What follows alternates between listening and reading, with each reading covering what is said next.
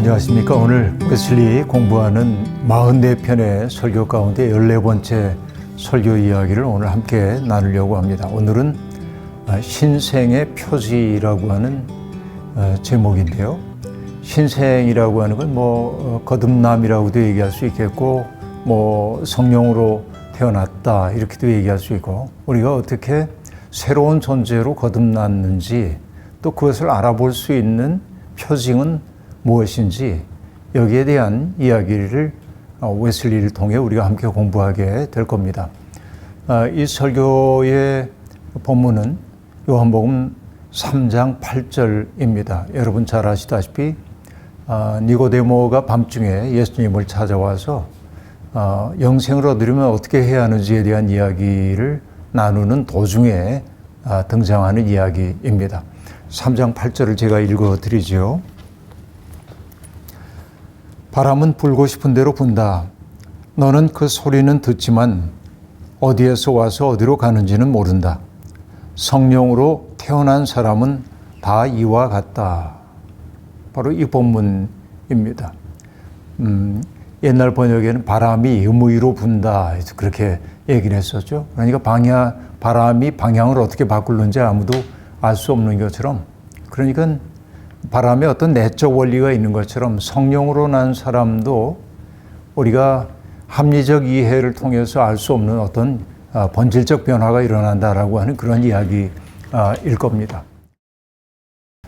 사실 웨슬리가 이런 설교를 하게 된 까닭이 있습니다. 웨슬리의 배경이 성공회라고 하는 사실은 다들 아시죠. 그러니까 성공회의 사제로 그는 자기의 성직자로서의 커리어를 시작했다고 볼 수 있습니다.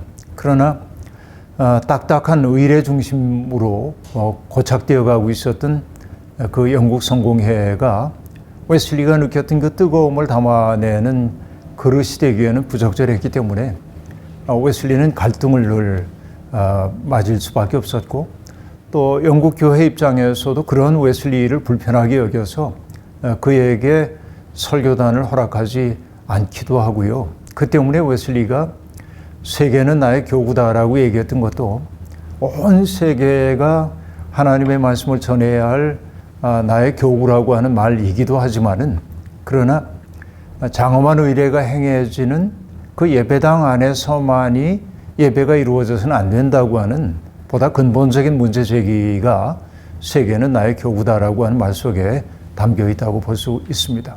오늘 이야기의 핵심은 이런 데 있습니다.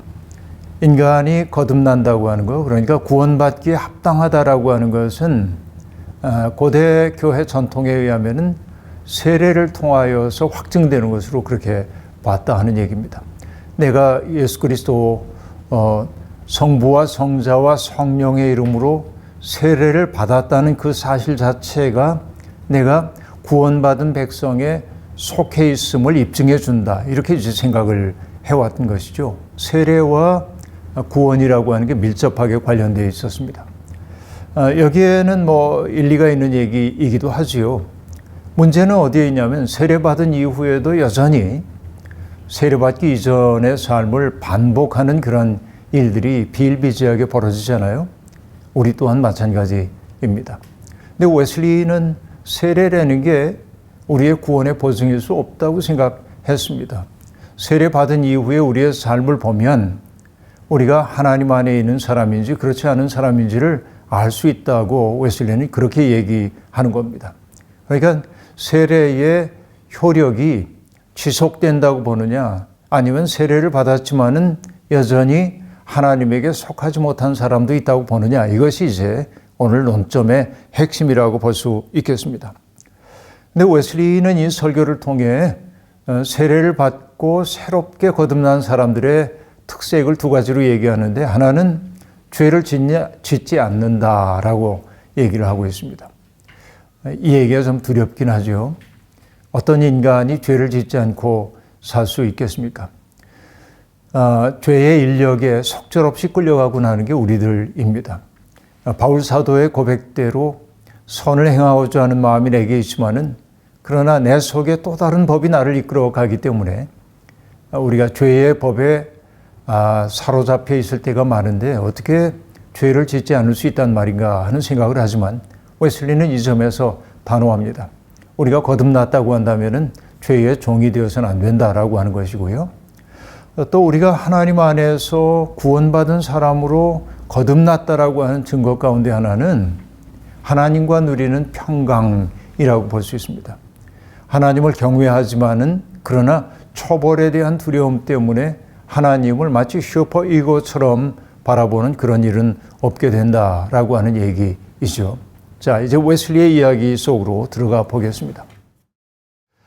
우리도 어떤 사람들이 구원받기에 합당하다고 얘기할 때 다양한 표현을 쓰기도 합니다. 성령으로 난 사람이라든지 혹은 거듭났다라든지 하나님께로부터 났다든지 위로부터 났다든지 이런 말들은 다시 태어났다고 해가지고 rebirth, 중생이라고 말하기도 하죠. 무거울 중자를 쓰기도 합니다만은 그 무거울 중자라고 하는 게 거듭 또다시 이런 의미이기도 하니까 다시 태어났다. 이제 그런 말이라고 볼 수 있습니다. 결국 우리가 성령으로부터 난 사람인지 거듭난 사람인지 이것을 알아차릴 수 있는 표지가 뭘까? 이걸 웨슬리가 묻고 있는 겁니다. 성령으로 거듭난 사람의 첫 번째 표지는 그가 믿음 안에 산다고 하는 것입니다. 이게 너무 뻔한 이야기처럼 들리기도 합니다.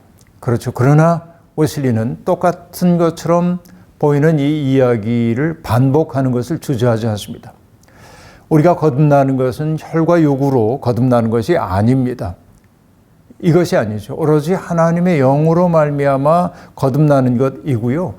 하나님의 영으로 거듭나는 것은 결국 하나님에 대한 깊은 신뢰에서 비롯된 것임을 웨슬리는 얘기하고 있습니다.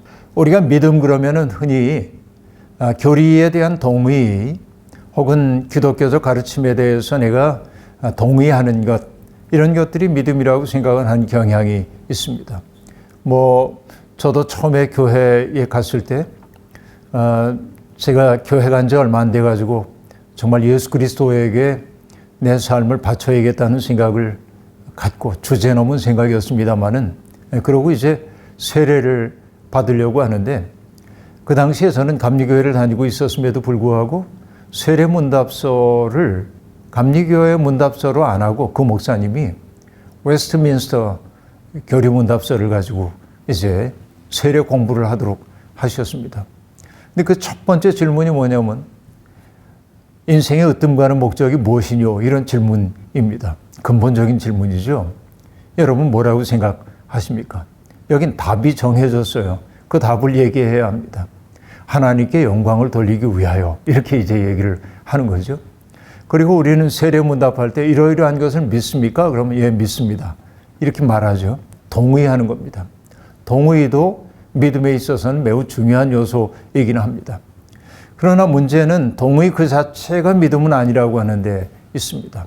예수가 그리스도라고 하는 사실을 믿습니까? 예, 전 그렇게 믿습니다.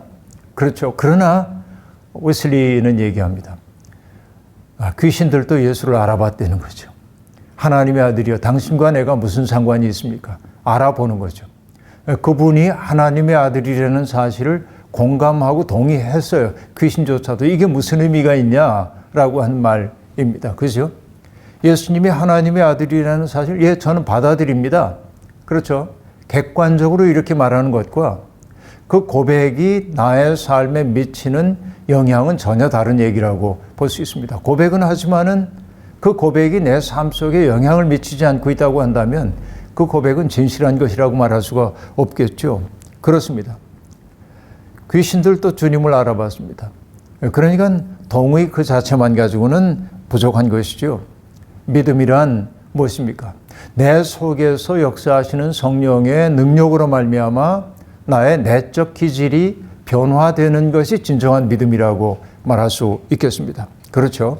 그러니까 믿음은 예수 그리스도를 통하여서 나의 죄가 용서되었고 그리고 하나님과의 화해가 일어났고 또 하나님의 자비에 대한 신뢰와 확신이 내 속에서 지적 동의가 아니라 그래서 그것을 온몸으로 자각하고 있는 상태, 바로 이것이 믿음의 상태라고 말할 수 있겠습니다.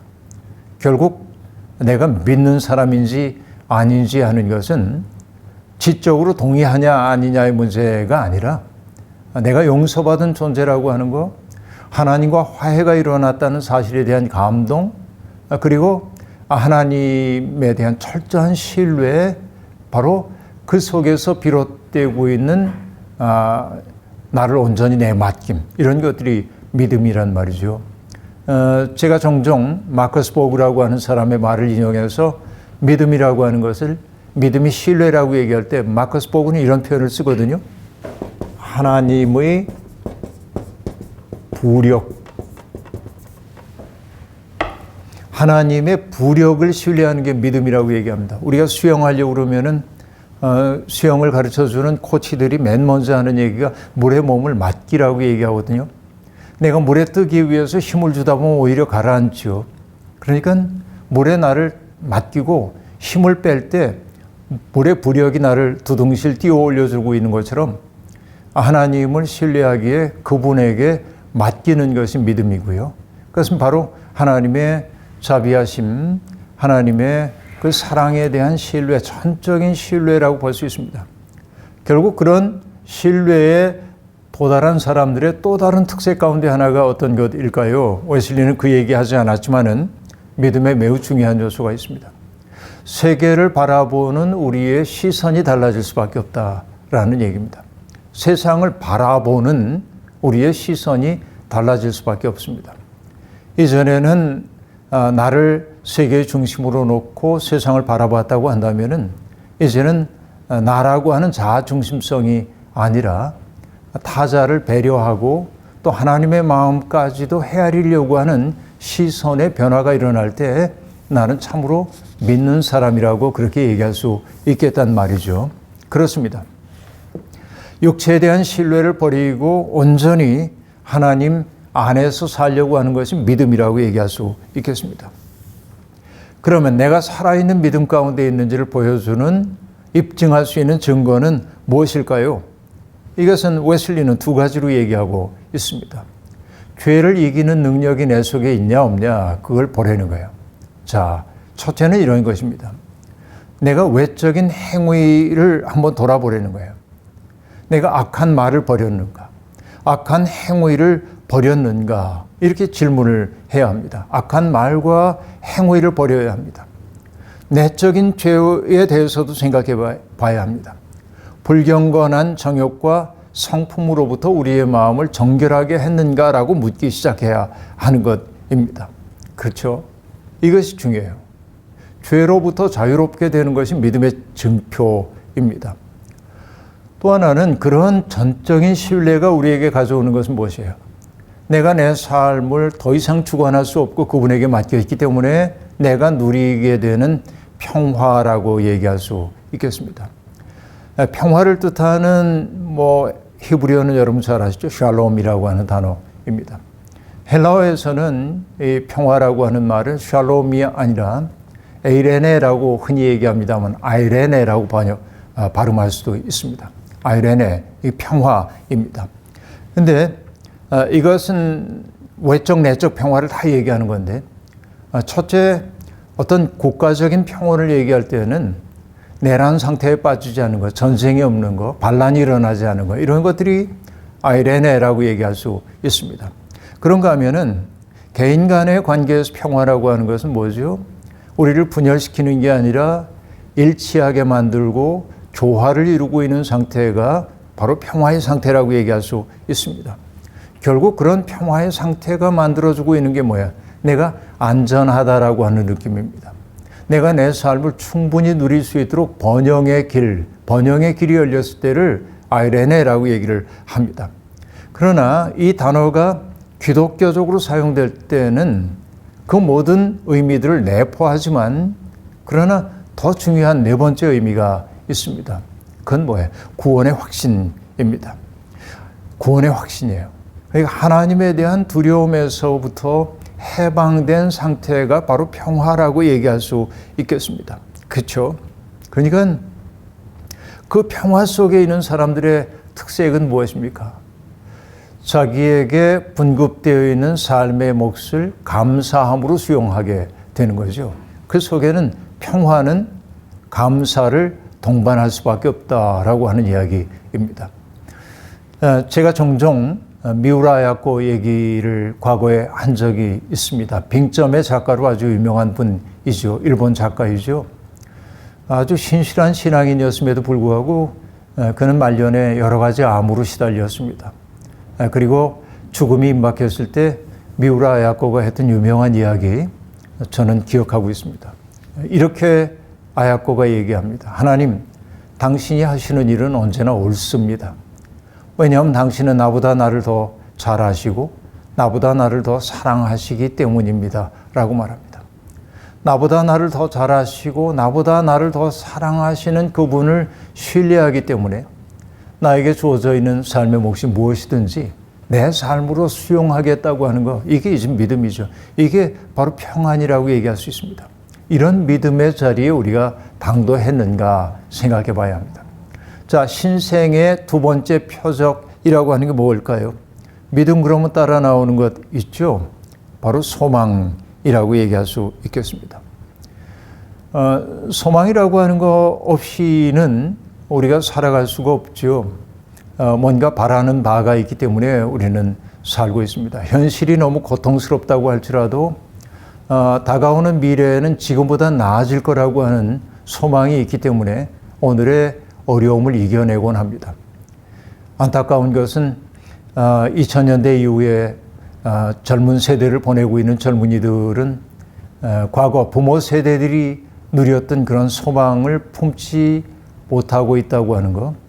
부모 세대가 누렸던 삶의 질을 누릴 수 없는 최초의 세대가 될 거라고 하는 우울한 전망이 사람들을 우울에 빠뜨리고, 그래서 미래를 향하여서 자기의 삶을 기투하기보다는 현세적인 것들을 누리고 살자고 하는 쪽으로 인생관이 바뀌는 경우도 제법 많이 있다는 이야기를 들었습니다만, 근데 정말로 소망이라고 하는 것이 어떤 것일까 생각을 해보는 겁니다. 죽은 소망도 있고 살아있는 소망도 있다고 말할 수가 있겠는데요. 글쎄 소망이 죽은 소망이 있는지 모르겠습니다.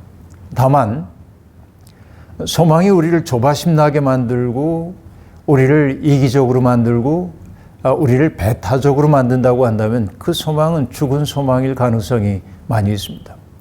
죽은 소망이라고 하는 것은 자기의 욕망, 과도한 욕망을 중심으로 자기의 삶을 재구성하려고 하는 그 마음이 죽은 소망이라고 얘기할 수 있겠습니다.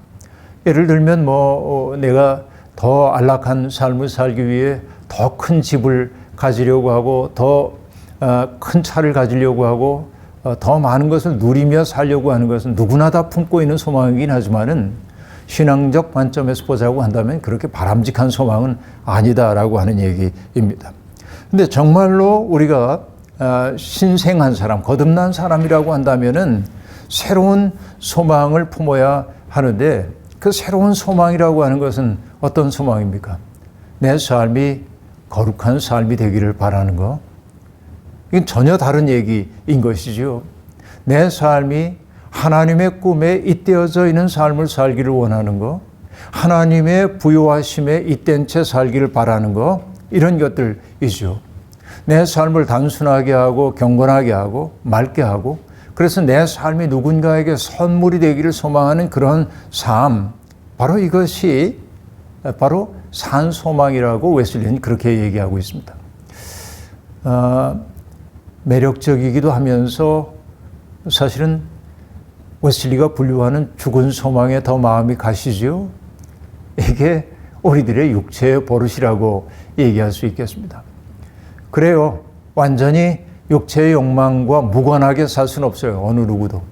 그러나 우리의 소망의 방향을 조금 좀 전환하려는 노력은 우리에게 정말로 필요합니다. 나중에는 결정적으로 전환이 일어나면 좋겠어요. 그러나 산 소망이 이전에 죽은 소망을 품고 있을 때의 그 삶 전체를 포기해야 하는 것은 아닙니다.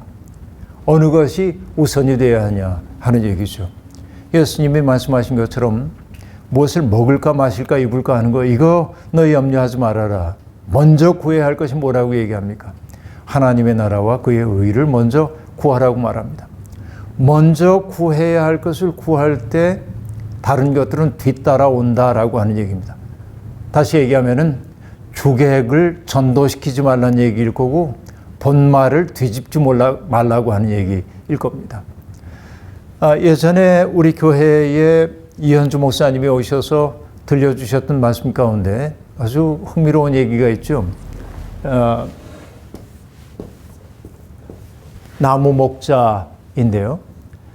나무 목자에서 이 위에다가 줄 하나를 길게 그으면은 마지막을 뜻하는 말자입니다. 나무 위에 매달린 거니까 이건 열매겠죠. 그런데 나무 목자에 밑에다가 줄을 그으면은 번자가 되는 거죠. 나무 밑에 있는 거니까 뭐예요? 이건 뿌리입니다. 문제는 뭐냐면 사람들 눈에 띄는 것은 열매이지 뿌리가 아니에요. 사실 뿌리가 사람들 눈에 띄면은 그 나무는 건강하다고 얘기할 수가 없습니다. 근데 우리의 믿음이라고 하는 것은 사실은 뭐냐면 뿌리에 해당되는 거죠. 우리 진정한 믿음이라고 하는 건 뿌리에 해당됩니다. 그래서 믿음은 잘 드러나지 않아요. 사람들 앞에 굉장히 믿음 좋은 사람처럼 자기를 표현하는 사람들 별로 믿음직하지 않아요. 근데 믿음은 별로 드러나지 않은 것처럼 보이지만은 뿌리가 튼튼할 때 열매도 맺혀지는 것이죠. 열매에만 집중하면 안 되는데 사람들은 가시적인 열매에 너무 관심을 갖다 보니 본과 말을 뒤집어 놓고 사는 경우가 제법 많이 있습니다. 그래서 여러분 그 대학에 나오는 얘기 있잖아요. 무료 본말하고 사유종시하니. 그러니까 세상의 모든 것들은 본이 있고 말이 있다 그런 얘기예요. 그 다음에 어떤 세상의 일이라는 게 시작이 있고 끝이 있어요. 그래서 지소선후하면 그렇게 말합니다. 무엇이 선이고 무엇이 후인지를 알면 즉 근도의라 하고 말하고 있는데 그것을 일러 도에 가깝다고 말한다라고 말합니다. 무엇이 시고 정인지를 알고 무엇이 본이고 말인지를 알아차려야 한다고 말하고 있는데요. 그러니까 정말 내 삶의 본을 딱 붙잡는 것을 산소망이라고 얘기할 수 있겠고 그 결과로 따라오는 것이 과거에 육체를 중심으로 살았을 때 내가 추구했던 말인 경우에는 건강한 삶이라고 말할 수 있습니다.